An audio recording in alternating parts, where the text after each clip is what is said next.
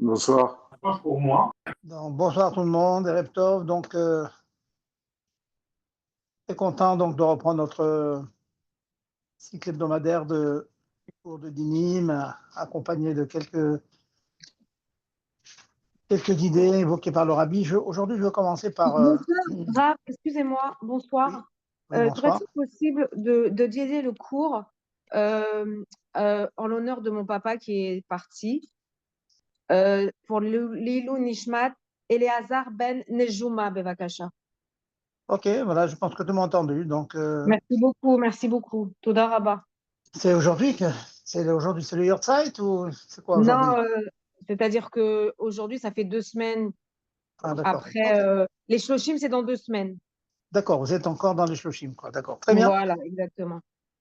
Ben, Hachem. Donc, que ce Merci shiur lui beaucoup. soit dédié, que ce soit pour le Yom Nishmato, Ben Hachem. Amen, amen, amen, Toda. Voilà. Donc, je disais donc, la paracha que nous avons lue cette semaine, on parlait de Unordo Bela Shalem.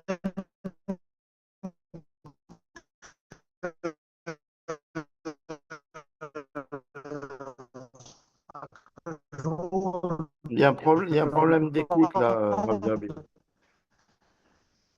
Votre réseau est mauvais, on ne vous entend pas. Est-ce que tout le monde, c'est pareil, vous entendez mal le Rav Zabi? Oui, on entend mal, on entend mal. C'est par la tefila. Alors, je voulais rapporter donc une espèce de contradiction. Maintenant aussi, vous entendez mal? Oui, il y a un problème de connexion. Là, vous m'entendez mal, là? Là, continuez à parler. Oui, voilà, je vous parle. Voilà. Non, il y a des coupures. Il y a des coupures. Et je ne suis pas le seul, ça veut dire que tous les gens qui écoutent constatent le même problème. Voilà, et il y a marqué sur mon réseau que votre Ouais, réseau ça est très continue mauvais, le très même faible. jour. Très, très faible. C'est Bon, ben, je l'endroit, crois que c'est hein, Internet. c'est l'endroit. Vous êtes avec la tablette ou avec le téléphone? Avec le téléphone. Il y a un très, très mauvais réseau. Peut-être, est-ce que vous pouvez vous déplacer, Rav Zervim? Vous déplacez avec votre téléphone et aller dans un endroit. Est-ce que vous êtes en sous-sol? Vous êtes en sous-sol?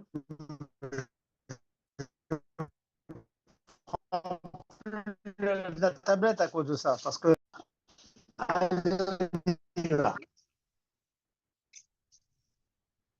Donc, je vous disais Non, ça va pas, Rav Zarbib, ça va pas. que je disais.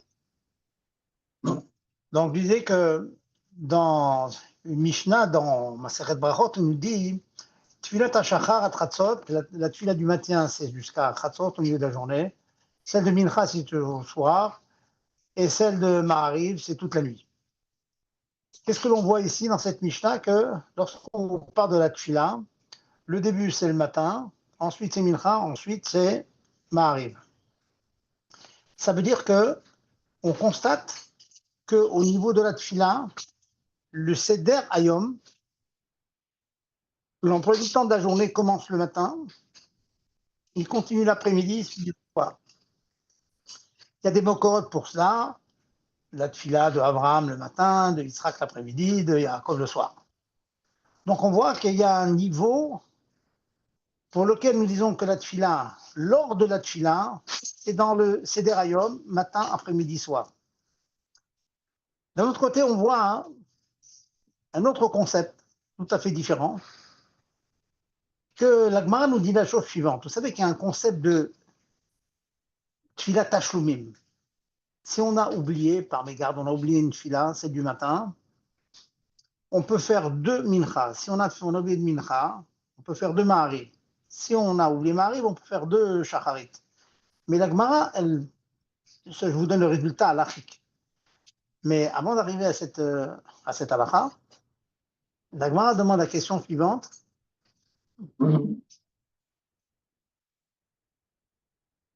La Gemara demande la question suivante.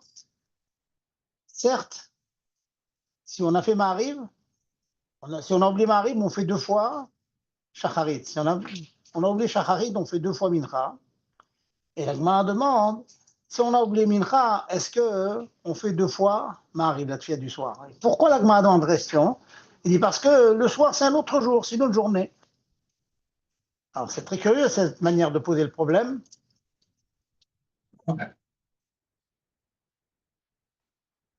Et la Gemara pose le problème de la manière suivante, c'est qu'elle considère que peut-être on ne peut pas faire le Tashlumim, compléter la tfila de Mincha que l'on aura oublié, parce que la suivante, Maariv, le soir, c'est une autre journée.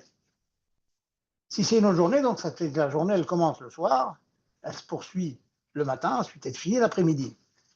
Donc, vous voyez, dans le premier Makor, ce que je vous dis, c'est un petit peu recherché.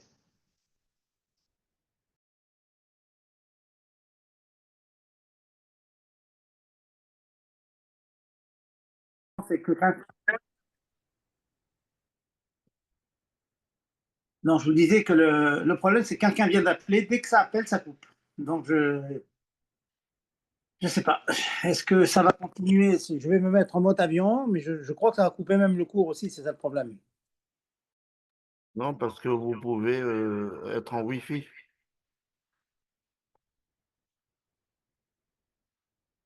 Voilà, là, ça a coupé encore.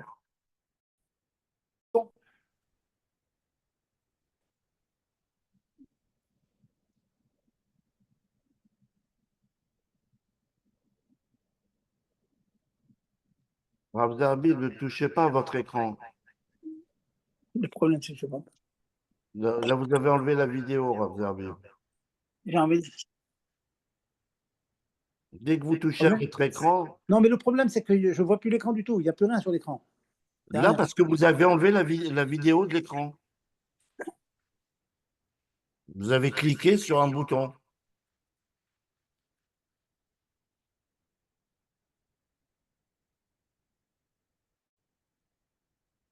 Vous avez envie. Donc, on voit encore une fois deux sources qui se contredisent. Une source où on voit que pour la tfila, pour la votat Hashem, la journée commence le matin, l'après-midi, le soir. Et une autre source où on voit qu'au contraire, la journée commence le soir, comme le Maaseh Bereshit. Alors, donc les commentateurs se demandent alors comment ça marche dans la tfila? Est-ce que la journée commence le matin ou elle commence le soir? On sait que pour la création du monde, il fut un soir, il fut un matin, donc la journée commence le soir, elle finit le lendemain, en fin d'après-midi. Et d'autres endroits, ils disent que non. La journée commence le matin et finit le soir. Alors comment ça marche? Si on examine bien cela, la Gemara nous dit qu'il y a 2 niveaux dans la manière d'appréhender le déroulement de la journée. Il y a le déroulement, on va dire, classique, normal, naturel. Le passouk de la Torah en fait foi, et qui nous dit Vayehi Erev, il fut un soir, Vayehi Boker, il fut un matin, Yom Echad. Ça, c'est le monde qui est minagonoël, le monde normal, le monde naturel, la nature.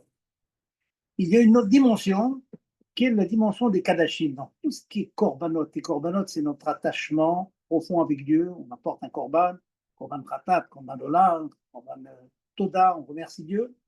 Alors là, le début de la journée, c'est le matin. Qu'est-ce que ça veut dire pour nous, dans notre quotidien et dans nos anagotes? Eh bien, vous savez que la tfila, et là je rentre maintenant dans l'anacha, la première définition de la tfila, la première fonction de la tfila, c'est bakashat rachav le'akadosh. La tfila, ça veut dire demander à Dieu ce dont on a besoin.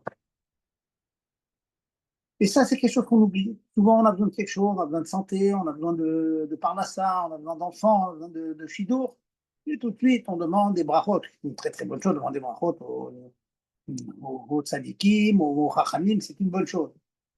Mais sachez que la mitzvah de la Torah, la mitzvah naturelle, la mitzvah qui s'habille dans le monde, c'est que j'ai besoin de quelque chose, Dieu, il exige que je lui demande à lui. Et ça, c'est le déroulement de la journée naturelle.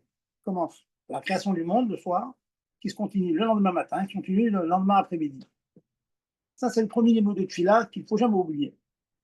avoir cette force de se dire oui, ma tefila, ma demande, ma requête envers Dieu, eh bien, elle vient de moi et Dieu me répondra. C'est moi qui demande. C'est la mission.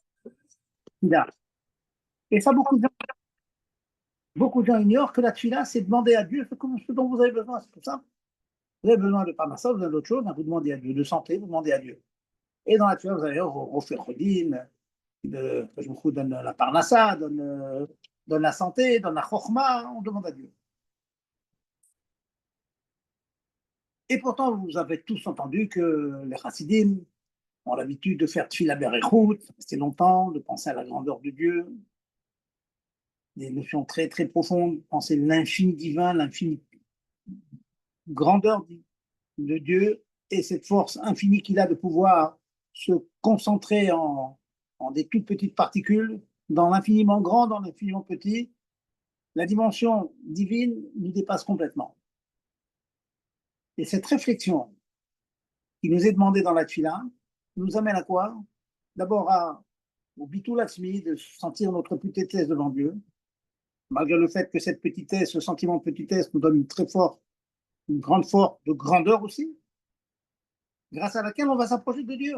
Quelle prétention on a d'avouk Hachem, d'être proche de Dieu, d'être collé à Hachem. Et ça, c'est la deuxième dimension qui est demandée à chacun. Donc, pour résumer ce que je voulais vous apporter avec cela, c'est donc la Torah du Bordeaux, Bedevav Shalem, vous devez servir Dieu, Bedevav Shalem. Qu'est-ce que ça veut dire avec le cœur pur, avec le cœur droit, le cœur entier? D'abord, j'ai besoin de quelque chose, je demande à Dieu. N'oubliez pas cette chose-là. J'ai un besoin, j'ai un manque, je dois lui demander. Deuxième chose, Dieu me demande de ressentir sa présence. Plus je lui demande, plus je réfléchis à sa grandeur, plus je pense à... Depuis le début de la journée, on commence comment la journée? Je viens de me réveiller, je dis, que tu as ramené ma neshama dans mon corps. Et on a une confiance absolue que ce principe sera toujours vrai et qu'on reviendra et qu'on pourra servir Dieu. Donc n'oubliez pas, la tefila, c'est deux choses. C'est d'abord, tu as besoin de quelque chose, tu demandes à Hachem. Deuxièmement, tefila, ça veut dire... Et pour ça, chacun doit faire l'effort, ou en réfléchissant au sens des mots tout simples, ou bien en pensant à des grandes pensées de merveilleux, l'infini divin, où il y a des beaux paysages dans le monde, dans les montagnes, les mers, enfin des choses magnifiques qu'il y a dans le monde. Ça nous donne envie de nous rapprocher d'Hachem, de ressentir sa présence. Et ça, c'est ce que l'on demande le plus, le Gilou Shrina, que Dieu se dévoile à nous. Mais c'est bien sûr fonction de l'effort qu'on aura fait pour vouloir et pouvoir s'attacher à lui. Donc, demander à Dieu ce dont j'ai besoin, c'est très simple. Ça, c'est l'ordre normal de la journée. Ça commence avec le soir et ça finit avec le matin et l'après-midi. Et l'ordre qui dépasse, c'est le lieu transcendant auquel je veux m'attacher. Et ça commence avec la journée, avec la lumière. Je m'attache à la lumière divine et jusqu'à ce que j'atteigne. Alors là, Chassidut explique, on finit avec l'obscurité, mais l'obscurité, c'est le rocher, qui est en fait une lumière tellement forte que pour nous, elle est symbolisée par l'obscurité parce qu'elle est impossible à appréhender par nous. Voilà le mot que je vais vous dire donc pour nous donner envie de faire des pilotes, de faire des prières, de demander à Dieu ce dont on a besoin, avec chaleur, avec toute la chayout et la chaleur et la vie, la vitalité. Voilà donc le mot que je vais vous dire donc cette semaine. Passons donc à la route habituelle. Je vous rappelle très très brièvement ce que l'on a vu la semaine dernière. On a parlé d'un sujet un peu inhabituel. On a parlé de la mélicha du bassin. Juste sur la slia du kavet, parce que c'est des questions qui sont vraiment demandées. J'en ai parlé cette semaine à la Shul. Beaucoup étaient étonnés, beaucoup ne connaissaient pas bien les détails, et pourtant beaucoup consomment du foie. Donc je vous rappelle que le foie, pour le manger, il faut absolument griller auparavant pour lui extirper son sang. Et le salage du foie n'est pas suffisant pour l'amener à la consommation. Il faut absolument le griller. J'explique. On fait donc des marques avec un couteau sur le foie, on le met sur une grille et puis on le fait bien griller, au moins la moitié, à la suite de quoi on peut manger ce foie. Et j'avais apporté une précision importante, et ce Shabbat, je me suis rendu compte que beaucoup ignoraient cette précision. Si vous avez l'intention, comme beaucoup le font, de faire revenir ce foie à la poêle, le faire cuire, parfaitement permis si le foie a déjà été grillé, parce qu'on a vidé de son sang. Cependant, si le foie, comme ça arrive fréquemment, il est grillé plus de 3 jours après la shrita, 3 fois 24 heures, et c'est fréquent. Beaucoup de gens traînent, comme ils savent que de toute façon, il n'y a pas besoin de saler, on ne fait que le griller, donc ça traîne à la maison, et à l'occasion, on le sort de l'eau et puis on le grille. Ben, si vous le grillez 3 fois 24 heures, les Chachamim nous disent qu'il se peut qu'il reste un petit peu de sang séché à l'intérieur du foie, et donc qui ne sera pas sorti par la grillade, par le fait d'avoir grillé, mais qui risque de sortir si on le fait cuire à la poêle. Donc, l'halakha qui doit être bien clair pour chacun, les khatrila, a priori, on s'assure, si on veut faire cuire à la poêle une marmite du foie qui a été auparavant grillé, qu'il a été grillé moins de 3 fois 24 heures après la shrita. Vous comptez 3 fois 24 heures. Exemple simple, disons que la shrita a eu lieu lundi midi, lundi, mardi, mercredi, jeudi. Si le foie a été grillé plus tard que jeudi midi, eh ben, on le mangera grillé, mais on ne pourra pas le faire cuire à la poêle. Voilà donc la première halakha que je voulais réviser avec vous, pour ceux qui n'étaient pas là, et puis ceux qui étaient là, c'est toujours bon de revoir certaines halakhot. Puisque nous avons commencé un petit peu à parler de cache-route, je vais vous apporter une ou deux halakhot qui est souvent demandée. Avant de passer à un sujet, aujourd'hui je vais passer à un sujet, je vais sortir des sentiers battus, Excusez-moi, Ravi, juste une seconde. Cette semaine, en parlant du foie, j'étais en Israël, vous savez, ils font beaucoup de foie gras grillé. Et j'ai vu dans un restaurant sur leur espèce de grille, là, c'est du charbon en dessous, il y a des brochettes de poulet, des brochettes du foie gras, il y a plusieurs viandes comme ça, grillées en même temps pour plusieurs clients différents. Ça voudrait dire quoi? Que c'est pas cachère, puisque le foie, il décachérise la grille en elle-même, non? C'est un problème de faire plusieurs viandes comme ça, avec le foie gras au milieu. Oui. Pas forcément, si tout est grillé en même temps, il n'y a pas de problème. Il n'y a pas de problème, ok. Je me suis posé la question, en fait. Non. Si tout est grillé en même temps, il n'y a pas de problème. Parce que de toute façon, c'est-à-dire qu'ils utilisent la méthode de tzliya, donc de la grillade, pour extirper le sang. Vous pouvez mettre à côté du foie, bien que je comprends un petit peu votre question, que le foie, on considère qu'il est malédame, c'est que du sang pratiquement. Donc on pourrait penser qu'il peut porter préjudice au reste, mais non, on a le droit de griller de toutes sortes de viandes en même temps, c'est permis. Tant que c'est sur la grille et sur le feu, c'est moutard. Très bien, c'est bien que vous posez des questions. Donc, c'est encore d'actualité. Hein, comme j'ai dit la semaine dernière, ça a l'air d'être des halakhot du Moyen-Âge, mais non, ce sont des halakhot qui sont encore d'actualité. Alors, une ou deux halakhot avant de passer donc, à un sujet, comme je vous disais, hors norme, qu'on parle un peu d'Ilchot Tzitzit. Vous allez voir qu'il y a des choses étonnantes si on approfondit ce sujet parfois.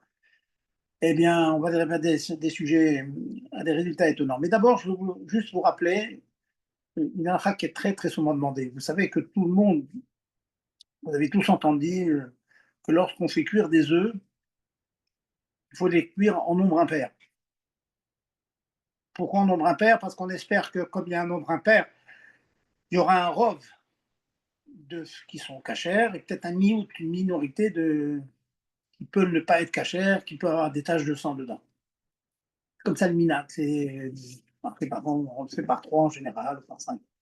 Alors, sachez que, bon, on peut toujours continuer des minagim comme ça, mais de nos jours, sachez qu'il n'y a pas de problème, il est tout à fait permis de cuire un œuf en nombre pair. En cuire 2, en cuire 2. Alors, pourquoi?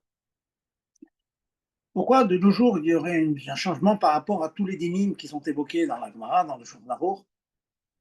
C'est parce que les œufs que l'on a dans le commerce, sauf des cas d'exception tout à fait exceptionnels, les œufs que l'on achète dans le commerce, et ça je précise, qu'ils soient blancs ou qu'ils soient marrons, pareil. Les œufs que l'on trouve dans le commerce, ce sont des œufs qui ne sont pas fécondés. Ce sont des noyaux en quelque sorte, mais qui ne sont pas fécondés.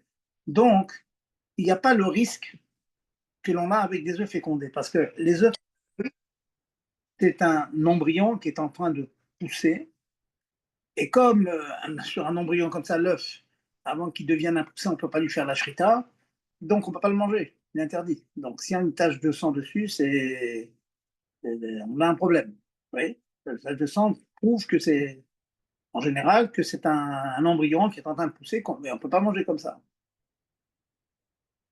De nos jours, tous les œufs qu'on a ne sont pas fécondés. Dans la mesure où ils ne sont pas fécondés, même s'il y a une tache de sang dedans, d'après le din pur et dur, ils sont cachers, ces œufs-là. De nos jours, les œufs sont cachers. Alors, vous me posez la question suivante. Si c'est comme ça, pourquoi on a tendance à acheter des œufs blancs plutôt que des œufs marrons? Alors, c'est une réponse toute simple, très pragmatique. C'est que, en tout cas en Europe, c'est comme ça. C'est pas considéré comme quelque chose de baril, de bon pour la santé, de vendre des œufs qui sont tachés avec du sang.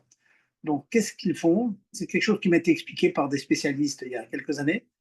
Donc, ils passent ces œufs blancs sous un faisceau lumineux et par transparence, ils voient s'il y a des taches. S'il y a des taches, ils les jettent. Eh bien, dans les œufs marrons, à la coquille marron, très souvent, on n'arrive pas à distinguer s'il y a des taches. Donc, dans les œufs marrons qui passent, quand ils sont comme ça, eh bien, il y en a beaucoup, beaucoup plus qui ont des taches marron dedans. Elles ne sont pas moins cachères que les autres, pas du tout. Ce sont des œufs non fécondés, donc ils sont cachères, même qu'il y a des taches de sang dedans. Mais ceux qui sont blancs, c'est plus facile de discerner s'il y a des taches de sang, donc ils sont jetés. Donc en général, dans les œufs blancs, il n'y a pas de taches de sang. C'est une raison très très simple, très pratique, très pragmatique, vous voyez. Par contre, dans les œufs marrons, c'est difficile, il y en a plein qui passent avec des taches. Donc les gens ont l'impression, ah, les marrons, il y a beaucoup plus de taches, donc ils sont moins cachers. C'est pas vrai. Ils sont cachers. Alors, est-ce que ça veut dire qu'on les mange sans problème? Non. Dans ces responsables, Weinstein dit, puisqu'on a l'habitude de ne pas manger des œufs qui ont une goutte de sang, si vous tombez sur un œuf comme ça par mégarde, vous l'ouvrez, vous prenez une tache de sang, ne pas le manger pour garder le minage, parce qu'on ne sait jamais, on va retomber un jour sur des œufs qui sont fécondés, on pourra confondre. Mais d'après le din strict, même un œuf de nos jours qui n'est pas fécondé, même qu'il y a des taches de sang, il est caché. Les conséquences de ça sont énormes, c'est que très très souvent, on casse un œuf sans trop faire attention, et puis on se rend compte, on a fait une grosse omelette, et dedans il y a un œuf qui est taché, ou bien vous avez fait une daffe ou un repas quelconque avec des œufs, puis vous ouvrez l'œuf, vous trouvez qu'il y a une tache de sang. Alors je vous rassure, l'œuf n'a pas interdit tout le repas avec lequel il a été cuit. Donc voilà, l'œuf, on sera marmire de ne pas le manger lui-même, mais le tafil lui-même, il sera caché. Voilà, c'est une question très très souvent demandée. Donc, si un jour vous tombez sur un mauvais œuf, vous l'avez cassé, il y a le blanc, il s'est mélangé avec les autres, vous enlevez le maximum de ce que vous reconnaissez de cet œuf et c'est tout. Le reste, c'est cachère. Et même s'il en reste un peu, c'est pas grave. Voilà. Donc, je résume. Hein, mais Icaradine, après les dînes purs et durs, les œufs de nos jours n'ont pas le din de l'époque d'Agmara parce qu'ils ne sont pas faits. Peut-être Safna de Hara, c'est un terme technique comme ça, de l'Agmara. Et donc, ils sont cachés à Mikardine. Donc, effectivement, pour en cuire un seul, c'est pas grave, vous en cuisez deux. Celui que vous avez trouvé avec du sang, bah, vous ne le mangez pas, et l'autre, vous le mangez. On ne dit pas qu'il n'y a pas de rove. Parce que de toute façon, le goût de cet œuf-là, ce n'est pas un goût interdit. Et donc, c'est sûr qu'il n'y a pas de problème. Voilà, ça, c'est la première chose, première halakha qui a été soumise là, il y a quelques jours. Je voulais vous en faire profiter puisqu'on est dans le droit de cache-route. Et une dernière, puis on passe aux questions. Une dernière, c'est que bon, il y a eu un petit incident dans un repas qui a été fait, mis dans un plat de viande, tout a été mélangé, et puis c'est trouvé que, on a vérifié, cette poudre, c'est une poudre qui contenait du lait, malheureusement.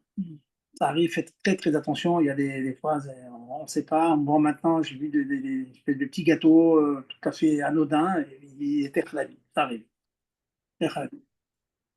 Donc, on m'a posé la question, on a fait des comptes, quelle est la quantité de lait par rapport à toute la marmite? Il s'est trouvé qu'il n'y avait pas 60 fois plus de volume de viande et de bouillon, etc., par rapport au lait. Donc, tout est devenu interdit. Alors, mais qu'est-ce qu'on fait? Eh ben, on ne peut pas le manger. Et il faut cachériser la marmite. Je dis bien qu'il n'y avait pas chiché, mais il n'y avait pas 60 fois le volume de viande par rapport au lait. Alors, bon, qu'à cela ne tienne, on va le donner à la femme de ménage. Je lui dis non, on ne donne pas à la femme de ménage. On peut le donner à un animal, on ne donne pas à un animal non plus. Pourquoi? Comme on a vu la semaine dernière dans la paracha, l'eau tevachel gedi bachale limo. Il ne cuira pas le gedi dans le lait de sa mère. Et bon, bien sûr, ce n'est pas exclusivement le lait de sa mère. De là, le Chachamim déduit que n'importe quelle viande a interdit d'être cuite dans n'importe quel lait. Et donc, comme par 3 fois la Torah répète l'eau tevachel gedi bachale limo, on déduit qu'il y a 3 interdits dans Bassar de Halav, qui sont l'interdit de consommation, de manger, de cuire. Si on sait qu'on a du Bassar de Halav, on ne va pas le cuire.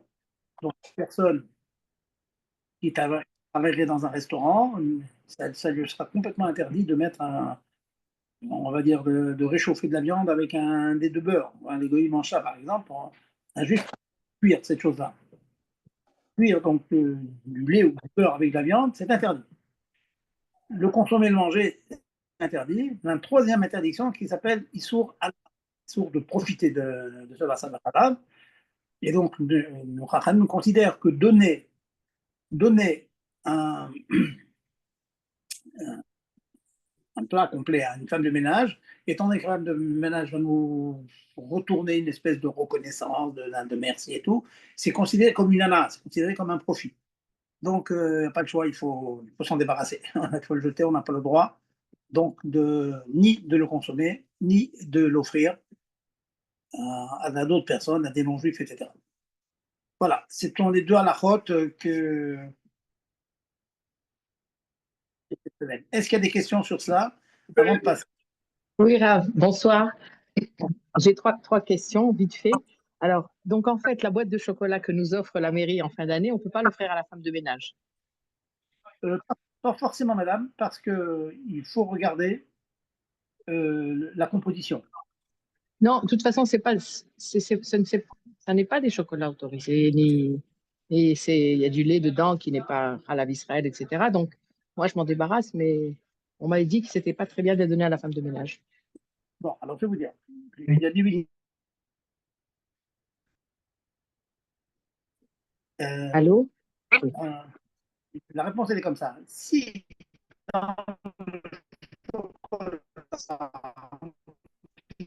On vous entend pas, Rav Zerbib. On vous entend pas pour la réponse. Rav Zerbib? Rav Zerbib?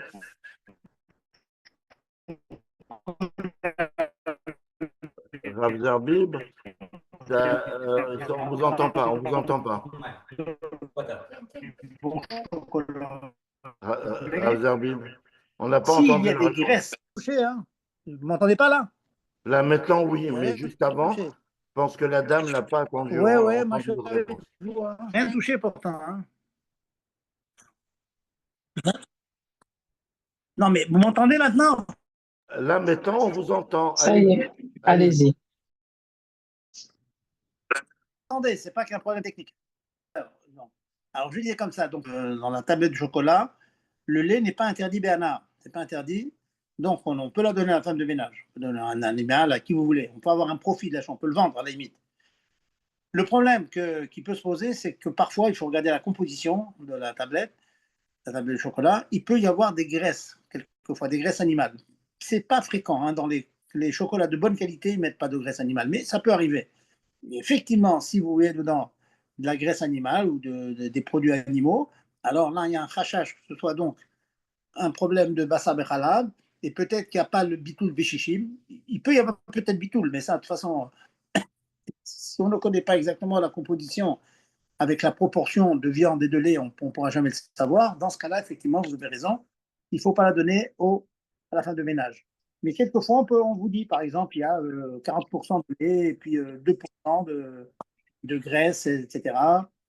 Alors, dans ce cas-là, vous faites les comptes. Si à chichi, c'est pas cher, vous pouvez le donner à la femme de ménage. Sinon, bah, vous ne donnez pas, vous le jetez. Deuxième, D'accord. Ok. Deuxième question, c'était pour les œufs, Rav, s'il vous plaît.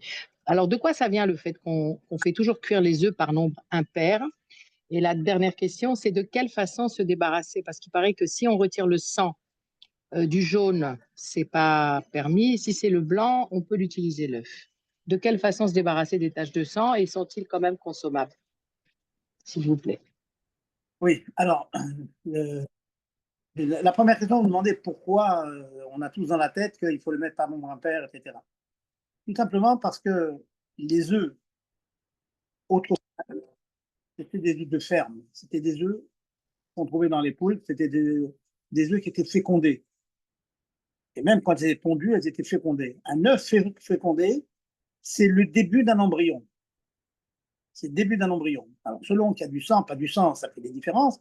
Et un embryon, pour le manger, il faut faire la shrita. Et sur un œuf, on ne peut pas faire la shrita. Donc, ils ne sont pas cachers. Donc, ces œufs-là en question, ils ne sont pas cachers. Donc, on les fait cuire. L'habitude, c'est de les faire cuire par trois, en espérant que quand il y avait trois, il n'y en avait qu'un seul qui pouvait ne pas être cacher. Donc, les deux autres étaient cachers parce qu'il y avait un rov. On va d'après le din de rov. Oui. Ok, ok. C'est pour ça qu'on faisait attention autrefois. De nos jours, je vous disais que de nos jours, il n'y a pas besoin de faire attention à ça, tout simplement parce que les œufs ne sont pas fécondés. Donc, d'après le din, ils sont cachers. Même avec du sang, vous avez le droit de le manger. Seulement, comme je vous dis, il y a une khumra, nous dira Moshe Feinstein, que quand on trouve du sang, il faut garder les bonnes habitudes d'autrefois, à savoir de le remettre de côté, on ne le mange pas, exceptionnellement. Donc maintenant, sachant qu'ils sont cachers, si vous trouvez un petit peu de sang, vous pouvez l'enlever et le consommer, il n'y a pas de problème. Mais en général, il y a un mina quand même, si vraiment on trouve une tache de sang, de ne pas le manger. Mais celui qui le mange, je vous rassure, c'est caché. Voilà, Ah, ok, très bien. c'est clair? Merci, Raph. Merci, très bien, oui. Je vous en prie. Oui, oui, bonsoir, Rav, s'il vous plaît. Là, j'ai pu intercepter que vous dites qu'il faudrait faire la shrita, mais on nous a toujours dit que l'embryon, il n'y a pas besoin de faire une shrita. Oui, je vous dis ce que dit l'Agma. Pourquoi les œufs bichlal? Pourquoi quand il y a une tache, on a un problème? C'est parce que, en général, c'est à l'endroit d'intersection entre le blanc et le jaune, et c'est là que commence à se former l'embryon.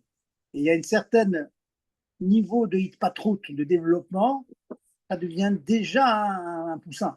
Alors, c'est impossible de faire la shrita dans cet endroit-là. Donc, un poussin non shritable, si j'ose dire, et donc on ne peut pas le manger. Mais si par exemple, il y a une vache qui enfante un veau, non, lorsqu'on fait shrita à un animal et puis qu'on trouve un embryon dedans, il n'y a pas besoin de faire la shrita, ou je me trompe? Le vivant, vous dites. Non, oui, mais ça, c'est un autre din, ça. C'est même pas quoi, effectivement. C'est quand, si on fait la shrita à une vache et qu'à l'intérieur, dans son ventre, il y a un animal qui est vivant, il est cachère sans shrita. On peut le tuer. Ah ben voilà. Mais enfin, c'est une exception. Et on ne le ferait pas de nos jours, hein, je vous dis, on ne le ferait pas de nos jours. Enfin, c'est vrai, ce que vous dites est vrai. Quoi. C'est un cas très théorique, mais il est vrai. Alors, non, mais par extrapolation, donc pourquoi le début d'un embryon d'œuf poserait un problème alors du coup? C'est pas le même dilim. C'est pas le même dilim. D'accord, Le din de l'œuf et le din très bien. du ben pakwa, c'est pas le même dinim, ça. C'est un passouk différent, c'est pas autre chose. Très bien. Moi, j'aurais une autre question, mais je ne sais pas si c'est du même sujet. Lorsque on a un fruit qui a un très bon parfum, ou peu importe, ou une fleur qui a un très bon parfum, mais en fait, on l'a d'abord senti, même plusieurs fois, on en a profité, et après, on se dit, après coup, mais oh, j'aurais pu faire la bracha. Est-ce qu'on peut, après avoir déjà profité, quand même faire la bracha? Ouais. C'est comme si vous me disiez, voilà, j'ai mangé une demi-pomme sans bracha, et je dois manger la deuxième moitié. C'est évident qu'il faut faire la bracha sur la deuxième moitié. Vous êtes en train de confondre avec le Shecheanu. Dans Shecheanu, si on a consommé un fruit et qu'on a oublié de faire Shecheanu, alors étant donné qu'on a profité, on ne peut plus faire Shecheanu. Mais pour le Birkot de Mais- Anna, Anna. Sheakol et tout, pas parce que j'ai bu un demi-verre d'eau et j'ai oublié de faire Sheakol que je ne vais pas faire Sheakol sur la deuxième partie, c'est évident. D'accord, merci. Voilà. Alors, bon, s'il y a d'autres questions, vous les posez. Donc, je voulais traiter un point, un point intéressant avec vous cette semaine. Bon, ça va concerner plutôt les hommes, mais bon, je pense que c'est intéressant. Ça va toucher aussi des problèmes des brachot que les femmes peuvent faire sur les mitzvot dont elles sont exemptées. Mitzvot Hachel Sazman Grama. Je voulais apporter un din, d'abord un passage qui nous dit la chose suivante, qui nous dit que si tu achètes un clout ça veut dire un habit, tu vas apposer des titites, tu vas mettre des titites sur le clout que tu vas acheter. Le clout, ça veut dire le vêtement que tu vas acheter. Bon, bien sûr, vous savez tous, il faut qu'il soit carré et qu'il y a certaines dimensions. Or, la Torah nous dit la chose suivante, elle parle du mot de soutra. Quand c'est ton sout à toi, quand le vêtement, alors tu as une obligation de mettre des titites. De là, nous déduisons que si le vêtement en question n'est pas à nous, il est shaoul, ça veut dire emprunté, il n'y a pas d'obligation de mettre des titites. Donc je pourrais, quelqu'un va me donner une grande cape, un grand vêtement comme ça carré, et il n'a pas mis de titites, pour diverses raisons, j'ai le droit de prendre, me recouvrir avec, il n'y a pas de problème parce qu'il n'est pas à moi.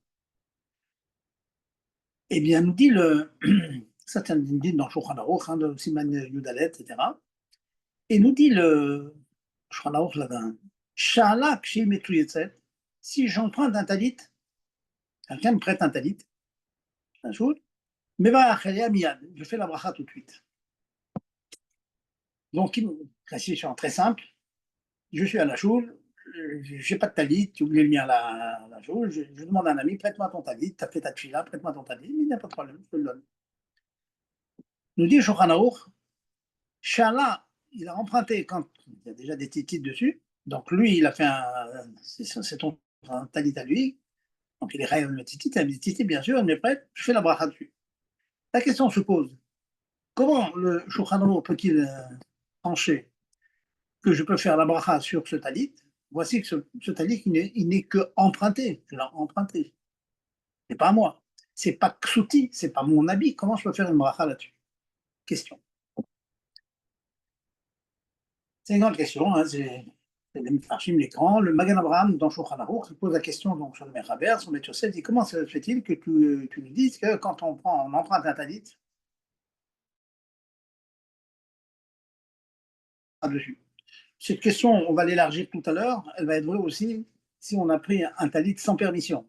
On va voir qu'il y a si j'ose dire, il y a des permissions de prendre un talit dont le propriétaire n'est pas là présentement. Je le prends, je le mets. On va voir si on a le droit. En tout cas, ce talit n'est pas à moi.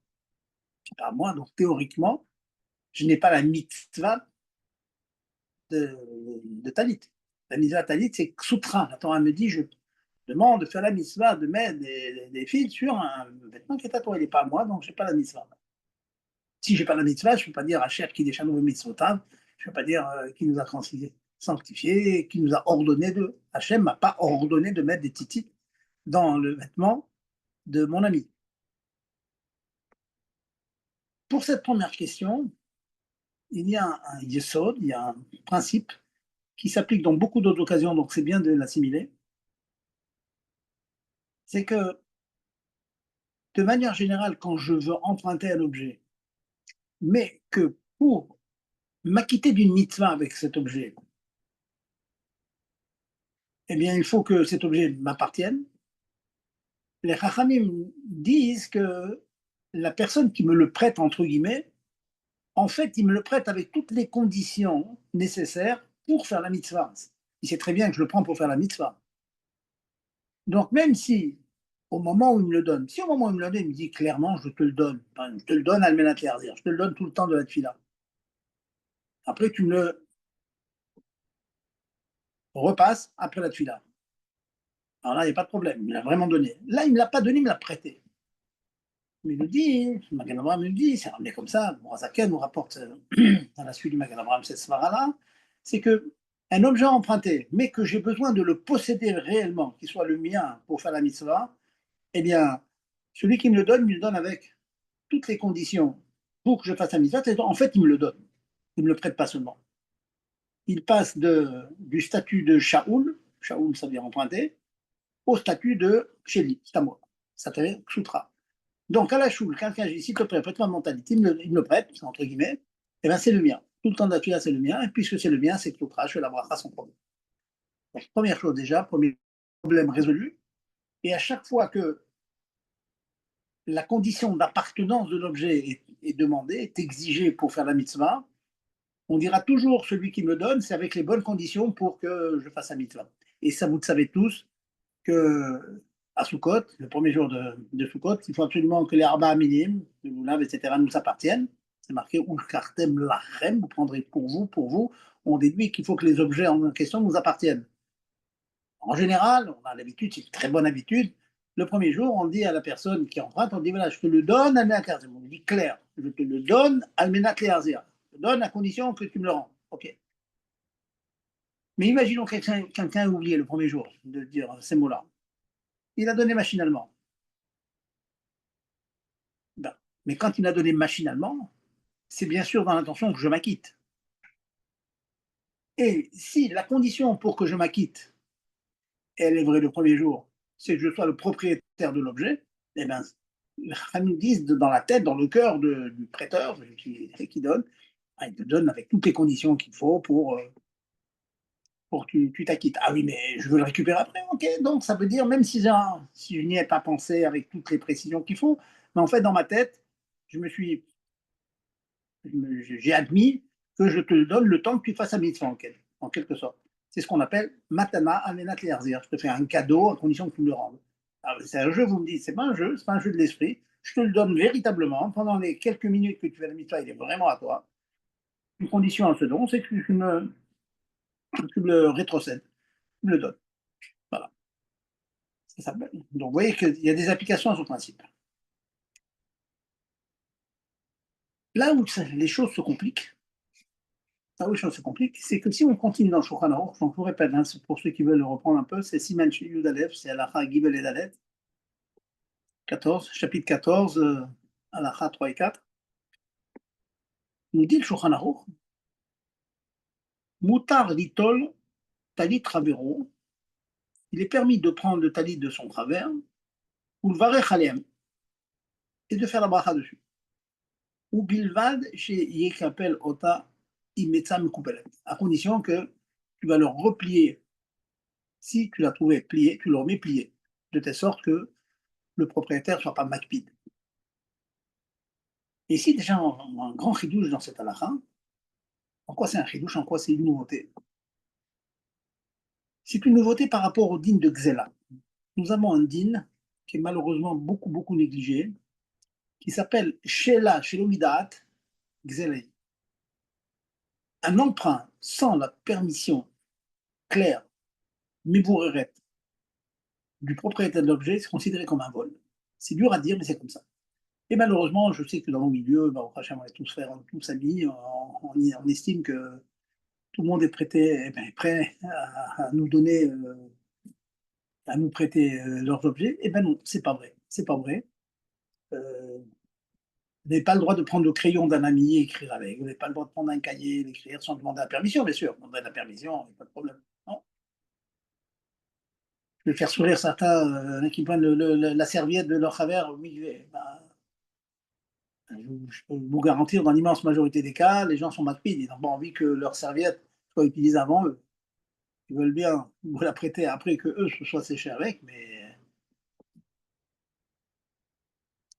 pas avant. Les gens sont makpid. Donc l'akpada des gens fait que c'est du vol.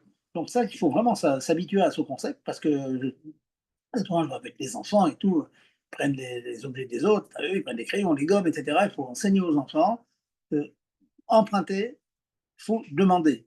Tu ne peux pas emprunter sans demander. Pourquoi? Parce qu'emprunter sans demander égale voler.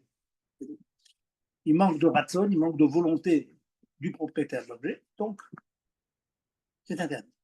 Eh bien, le chidouche de cette halakha que je viens de vous dire, Mutar, litol, talit, travero, ou le varech alea. Il est permis de prendre sans permission, sans permission. S'il est là, je vais lui demander, bien sûr, mais il n'est pas là. Il n'est pas là. C'est quelqu'un à la choule, il n'est pas là. Quelqu'un qui avait un jour dans une choule, que je connais personne là-bas, et il s'est trouvé que mon talit est resté dans la valise. Je n'ai pas pu récupérer. Je prends le talit d'une personne à la choule et je le mets et j'ai le droit de dire non seulement je le prends, je fais la bracha dessus. Pas demander la permission. Comment se fait-il que cette chose soit permise? Et là, je ne parle pas des talitim qui sont à la choule, qui sont réservés au tibour. Je ne parle pas de ça. Je parle d'un talit qui appartient à un pratique, à un individu bien particulier, un yachid, pas un tibour. Donc, en fait, je lui emprunte sans permission. Eh bien, le Shulchan Aruch il Mechadesh que c'est pas du vol. Pourquoi c'est pas du vol? Il nous explique le Shulchan Aruch, il nous explique le Mefarshim, Nichale. Par le fait qu'une personne utilise son mammon, c'est bien pour faire une mitzvah. Je gagne quelque chose. Dans la mesure où je n'ai aucune perte à ce que l'on utilise mon talit. Et je sais qu'une personne va faire une mitzvah avec mon talit, avec mon mammon, donc j'ai un trou dans ça. Les Chachamim ont fait une évaluation, comme j'ai dit tout à l'heure, de la tête et du cœur de chacun d'entre nous. On est toujours intéressé par le fait qu'une personne va utiliser notre bien dans la mesure où l'objet ne va pas être abîmé. C'est la raison pour laquelle je vous dit, si tu l'as trouvé plié, tu dois le replier comme il était, pour qu'il n'y ait aucune perte, aucun retard pour le propriétaire. Voilà, donc c'est une halakha intéressante. Je peux aller à l'échoule et je vais mettre le talit et tefillin d'une personne que je ne connais pas, je l'emprunte, et je suis quitte avec ça. Comme ça, nous dit le. En tout cas, le Shulchan nous dit, il fait la bracha dessus. Ce n'est pas un objet volé. Donc, je vous répète les deux halakhot que nous venons de dire. Si une personne, je lui demande son talit, il me le donne, il me le prête. Les Chachamim considèrent qu'il m'a donné avec tout ce qu'il faut pour que je fasse la mitzvah, donc en fait, il me l'a donné le temps de la tefila. Donc, je fais sans problème la bracha, il est à moi, j'ai fait la mitzvah de mettre un talit qui est à moi. Deuxième halakha, la personne n'est pas là, je le prends sans sa permission. Le Shulchan Aruch nous dit, je ne suis pas un voleur. Il est d'accord que j'emprunte, pas un voleur. Pourquoi? Parce que il est content, le propriétaire de l'objet, que ces objets servent à ce qu'un autre juif fasse une mitzvah. Il est content. Et il fait la bracha là-dessus. Là, le résumé de deux halachot. Sur cette deuxième halakha se pose un problème très très piquant, qui est le suivant.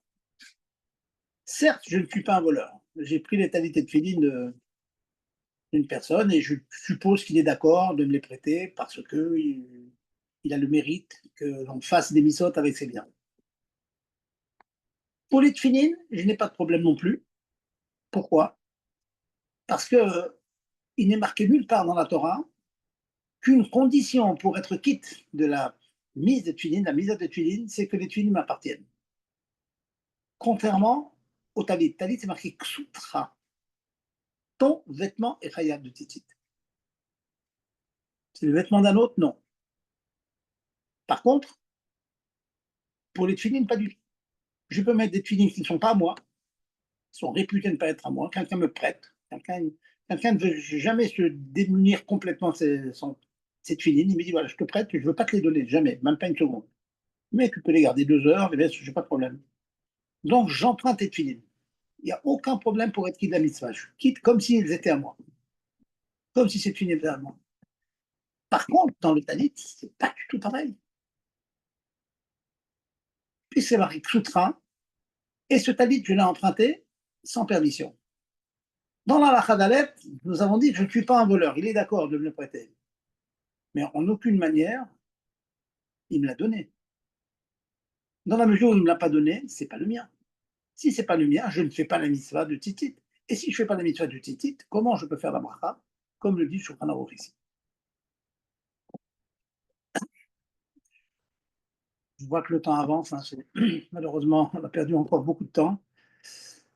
J'espère que vous avez un peu de patience. Gérard, vous me donnez une petite rallonge? Oui, oui, vous avez 10 minutes. Ah, c'était dommage d'arrêter comme ça, mais on a perdu encore du temps, malheureusement. Alors, écoutez ça.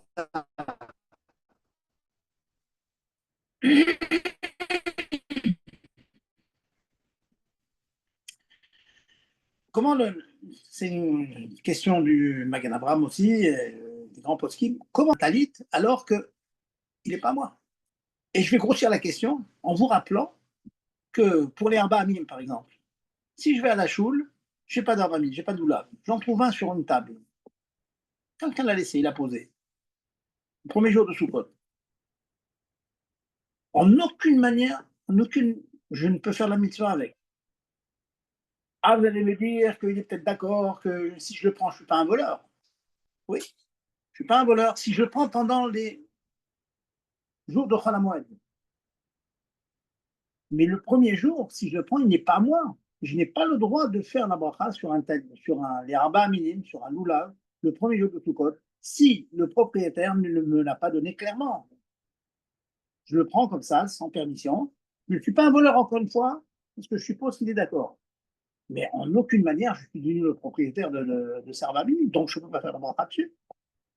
Et comme ça, le Shulchan Aruch est possède.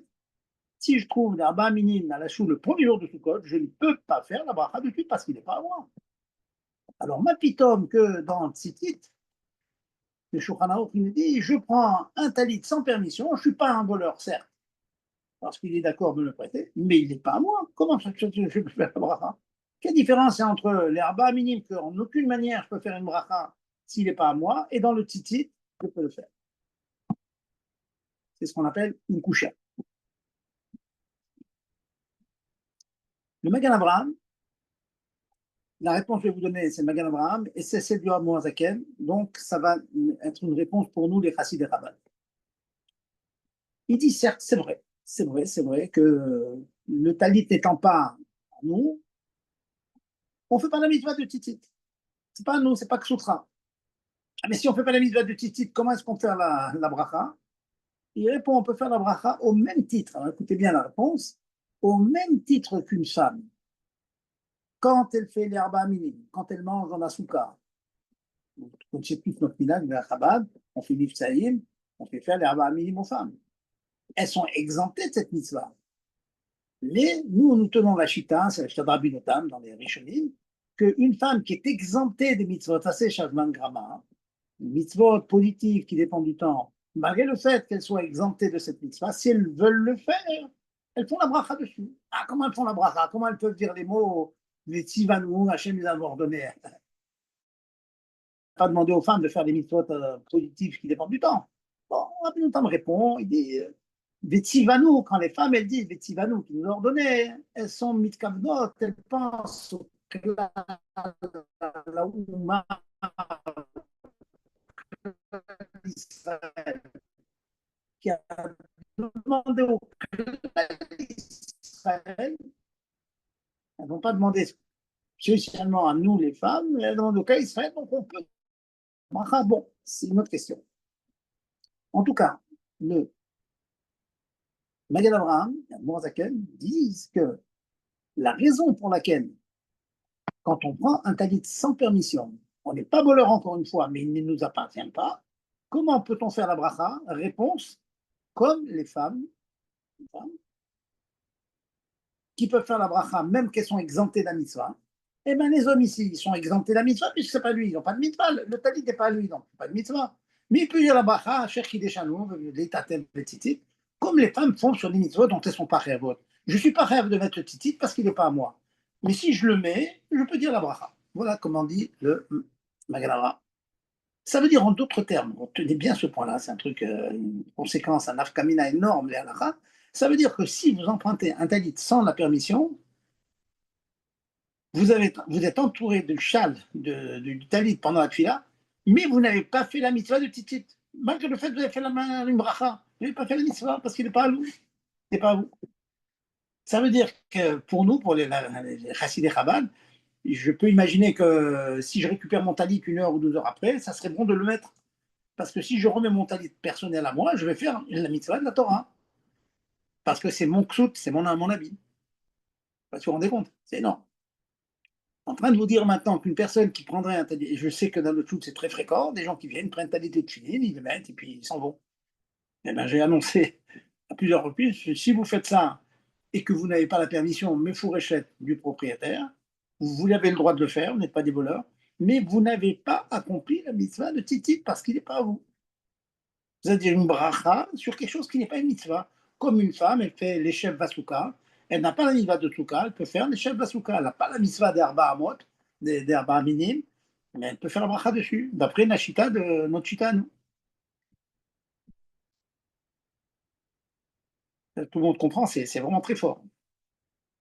Le problème, dans ce que je suis en train de vous dire, c'est que ça marche très très bien d'après notre Minak à nous, le Minak Rabban. On est posé comme le Rama que les femmes font la bracha, mais le Mechaber lui-même, le Bet Yosef, Rav Yosef Karo, lui, il dit clair dans Shulchan Aruch qu'une femme, normalement, elle ne fait pas une bracha sur une mitzvah dont elle n'est pas réelle. Et ce que je vous demande maintenant, c'est une question que Rabbi Akiva Eiger demande.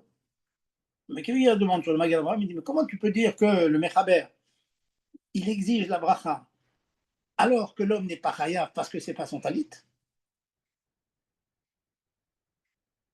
sous prétexte que ça ressemble au cas de la femme qui ferait une bracha sur une mitzvah dont elle n'est pas chayavet. Et ça ne marche pas. Ça marche d'après le Rama, d'après le Zaken, ça ne marche pas d'après le Mechaber. Donc, pour ne pas trop allonger, hein, peut-être que je reviendrai, je ferai un petit tour la semaine prochaine. C'est un point très, très, très délicat, mais je pense que c'est très intéressant. Je pense que ça intéresse aussi les dames. D'autres poskim disent donc on ne peut pas répondre comme ça, parce que d'après le Mechaber, pour les Sfaradim, dans d'autres termes, ça ne marche pas. Les Sfaradim ne font pas la bracha sur une mitzvah dont ils ne sont pas réunis. Alors là, on a d'autres grands poskim qui répondent de la manière suivante. Et ce théo s'est ramené aussi dans un contrat sachro de Admor Hazaken. Il ne rapporte pas dans ces halachot, dont je parle en ouf, mais dans le contrat sachron, c'est des pilpoulim là-bas. Et pour donner un nom, cette réponse que je vais vous donner est donnée par un grand possèque, Sfarad aussi s'appelle Marmar Mordechai. Il dit la chose suivante. Il dit, le Mechaber nous avait dit au début la chose suivante. Tout sera, tu n'es chayav de titit que si l'habit est à toi. Qu'est-ce que ça veut dire? Si l'habit est à moi, j'ai l'obligation de mettre des titites. Si l'habit n'est pas à moi, j'ai aucune mitzvah de mettre des titites. Et si j'en mets, j'ai pas de mitzvah. Quand tu fais big DM dans les coins de ton vêtement, les vêtements, j'ai pas d'obligation. Je parle d'un vêtement sans titite. J'ai un vêtement carré sans titite, il n'est pas à moi, je n'ai pas parfaitement m'entourer avec ce vêtement, m'habiller, quelqu'un me donne un titite chaud en hiver, il n'y a pas de titite, je l'emprunte, j'ai le droit de le mettre, il n'y a aucun problème. Par contre, si le titite en question, si le talit, il est déjà avec des titites, son propriétaire a déjà mis des titites, il dit, Maman Mordechai, quand je l'emprunte, je fais oui la mitzvah. Ah, il n'est pas à moi, mais c'est pas grave. Le talit, certes, il est shaoul, il est emprunté, mais je n'ai pas emprunté un habit carré sans titite. J'ai emprunté un habit carré avec des titites. Et si je l'emprunte, cet habit, il est certes emprunté, mais je l'ai déjà emprunté avec son titite, dont le propriétaire a pris soin de les mettre, alors je fais la mitzvah minatora de titite. C'est un chidouch atzoum. Et comme ça pense, c'est le roche, c'est un makor, il y a un makor dans les Rishonim qui dit comme ça. C'est tout à fait une autre vision des choses. Au début, on a compris que quand j'emprunte un talit, je ne fais pas la mitzvah parce qu'il est emprunté. Ils nous disent, maman, non, pas du tout. Si j'emprunte un talit avec déjà des titites, je fais la mitzvah minatora. Et c'est ça que nous dit le Machaber ici. Quand j'emprunte un talit sans permission, je ne suis pas un voleur, comme on l'a expliqué déjà, parce qu'il est d'accord. Ah, mais il ne m'appartient pas. Oui, il ne m'appartient pas, ce titit. Mais le propriétaire de ce titit, il a déjà mis les fils. Comme il a déjà mis les fils, je fais moi la mitzvah entièrement. Je finis avec un afkamina énorme. D'après les deux explications que je suis en train de donner, d'après la première explication, donc d'après, on va dire, le Minak Rabban, si on a emprunté un talit le matin, on a fait le fil avec, on n'a pas le bénéfice de la mitzvah de talit, de titit. C'est bien, Kvodat Tibour, Kvodat Tfila, mais on n'a pas fait la mitzvah. D'après la deuxième explication, la personne qui prend un talit sans permission, un talit qui a déjà des titites, même qu'il ne m'appartient pas, je fais la mitzvah minatora de titites. C'est énorme. Ça veut dire, nous, les chassidés Chabad, il faudrait qu'on rentre à la maison, on prend notre talit et le mettre sur la tête quelques minutes pour faire la mitzvah. Alors que d'après l'autre explication, pas du tout.